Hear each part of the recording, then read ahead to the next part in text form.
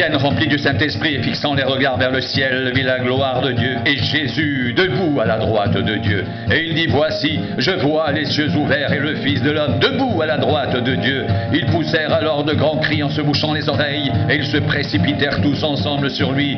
Ils le traînèrent hors de la ville et le lapidèrent.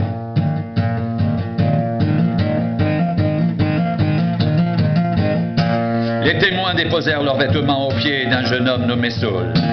Et ils lapidaient Étienne qui priait et disait, Seigneur, reçois mon esprit. Puis s'étant mis à genoux, il s'écria d'une voix forte, Seigneur, ne leur impute pas ce péché. Et après ces paroles, il s'endormit.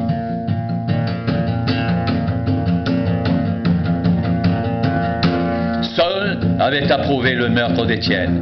Il y eut ce jour-là une grande persécution contre l'église de Jérusalem. Et tous, excepté les apôtres, se dispersèrent dans les contrées de la Judée et de la Samarie.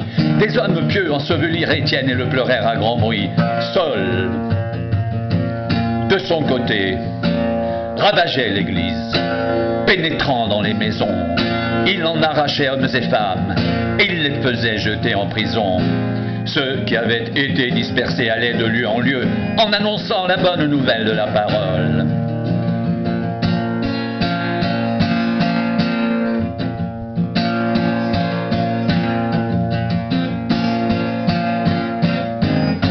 Philippe, étant descendu dans la ville de Samarie, prêcha le Christ. Les foules tout entières étaient attentives à ce que disait Philippe, lorsqu'elles apprirent et virent les miracles qu'il faisait.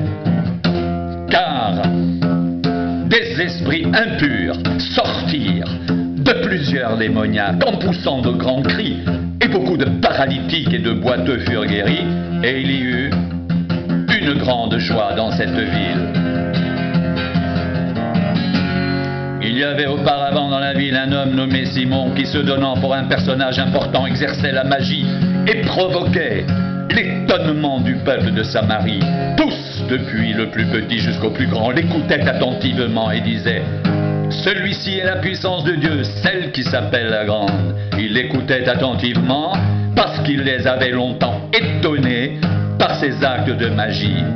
Et quand ils eurent cru à Philippe, qui leur annonçait la bonne nouvelle du royaume de Dieu et du nom de Jésus-Christ, hommes et femmes se firent baptiser. Simon lui-même crut, et après avoir été baptisé, il ne quittait plus Philippe, et il voyait avec étonnement les miracles et les grands prodiges qui s'opéraient.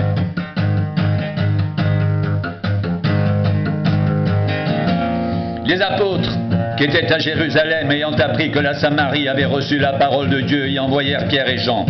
Ceux-ci, arrivés chez les Samaritains, prièrent pour eux, afin qu'ils reçoivent le Saint-Esprit, car il n'était encore descendu sur aucun d'eux. Ils avaient seulement été baptisés au nom du Seigneur Jésus. Alors Pierre et Jean leur imposèrent les mains, et ils reçurent le Saint-Esprit.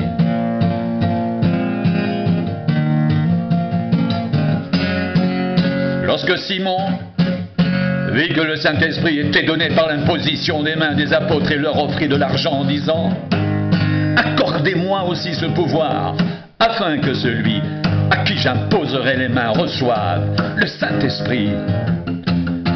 Mais Pierre lui dit, que ton argent périsse avec toi, puisque tu as cru que le don de Dieu s'acquérait à prix d'argent. Il n'y a pour toi ni part ni lot dans cette affaire, car ton cœur n'est pas droit devant Dieu. Repens-toi donc de ta méchanceté, et prie le Seigneur pour que la pensée de ton cœur te soit pardonnée, s'il est possible. Car je vois que tu es dans un fiel amer, et dans les liens de l'iniquité. Simon répondit, priez vous-même le Seigneur pour moi, afin qu'il ne m'arrive rien de ce que vous avez dit. Après avoir rendu témoignage à la parole du Seigneur et après l'avoir prêché, Pierre et Jean retournèrent à Jérusalem en annonçant la bonne nouvelle dans plusieurs villages des Samaritains.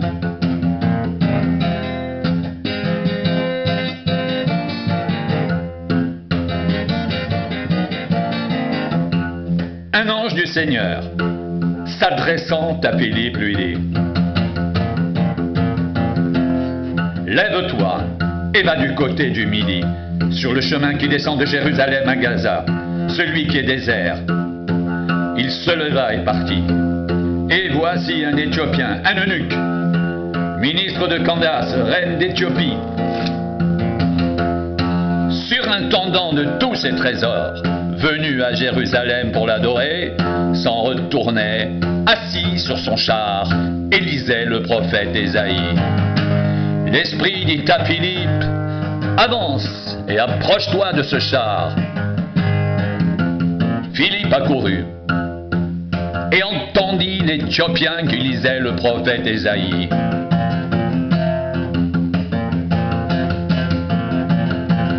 Il lui dit: comprends-tu ce que tu lis? Il répondit: comment le pourrais-je, si quelqu'un ne me guide? Et il invita Philippe à monter et à s'asseoir avec lui. Le passage de l'écriture qu'il lisait était celui-ci: il a été mené comme une brebis à la boucherie, et comme un agneau muet devant celui qui le tond, il n'a point ouvert la bouche. Dans son humiliation, son jugement a été levé, et sa postérité, qui la dépeindra? Car sa vie a été retranchée de la terre.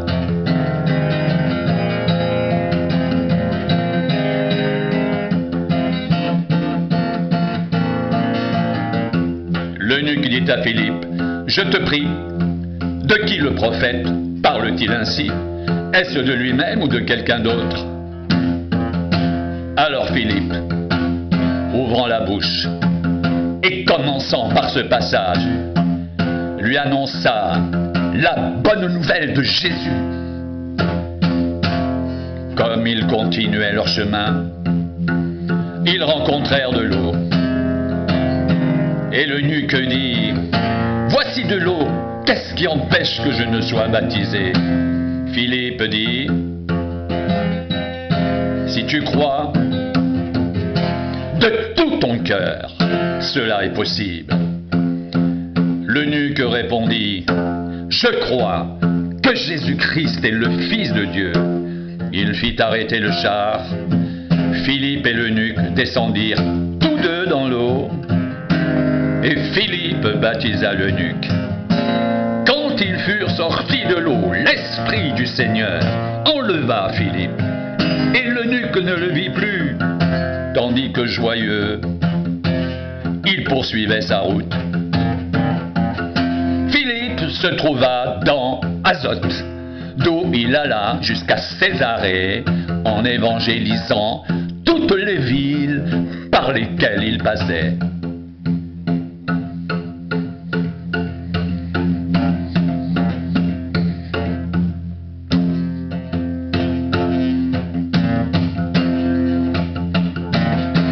Cependant Saul, respirant encore la menace et le meurtre contre les disciples du Seigneur, se rendit chez le souverain sacrificateur et lui demanda des lettres pour les synagogues de Damas, afin que s'il trouvait des partisans de la nouvelle doctrine, hommes ou femmes, il les emmène liés à Jérusalem. Comme il était en chemin et qu'il approchait de Damas, tout à coup une lumière venant du ciel resplendit autour de lui. Il tomba par terre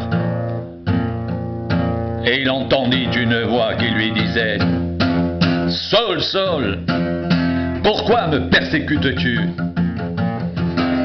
Il répondit: Qui es-tu, Seigneur? Et le Seigneur lui dit: Je suis Jésus que tu persécutes. Il te serait dur de rejamber contre les aiguillons. Tremblant et saisi d'effroi, il dit: Seigneur, que veux-tu que je fasse? Et le Seigneur lui dit: Lève-toi, entre dans la ville et on te dira ce que tu dois faire. Les hommes qui l'accompagnaient demeurèrent stupéfaits. Ils entendaient bien la voix, mais ils ne voyaient personne.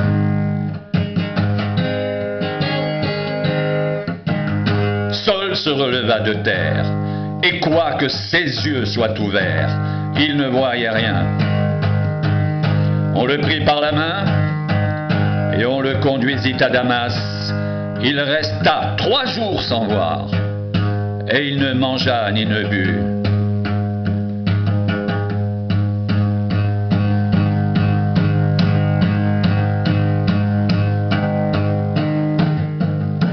Or, il y avait à Damas un disciple nommé Ananias.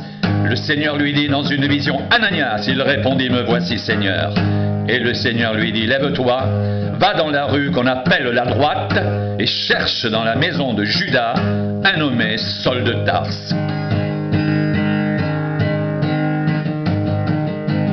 Car il prit, et il a vu en vision un homme du nom d'Ananias qui entrait, et qui lui imposait les mains, afin qu'il recouvre la vue.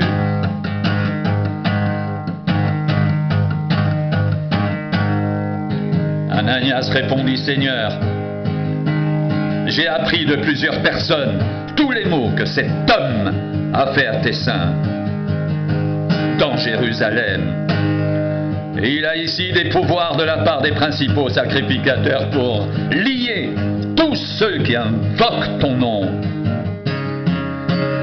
Mais le Seigneur lui dit, « Va, car cet homme est un instrument que j'ai choisi pour porter mon nom devant les nations, devant les rois et devant les fils d'Israël, et je lui montrerai tout ce qu'il doit souffrir pour mon nom. » Ananias sortit, et lorsqu'il fut arrivé dans la maison, il imposa les mains à Saul en disant, « Saul, mon frère, le Seigneur Jésus, qui t'est apparu sur le chemin par lequel tu venais, m'a envoyé pour que tu recouvres la vue et que tu sois rempli du Saint-Esprit. » Au même instant, il tomba de ses yeux comme des écailles, et il recouvra la vue.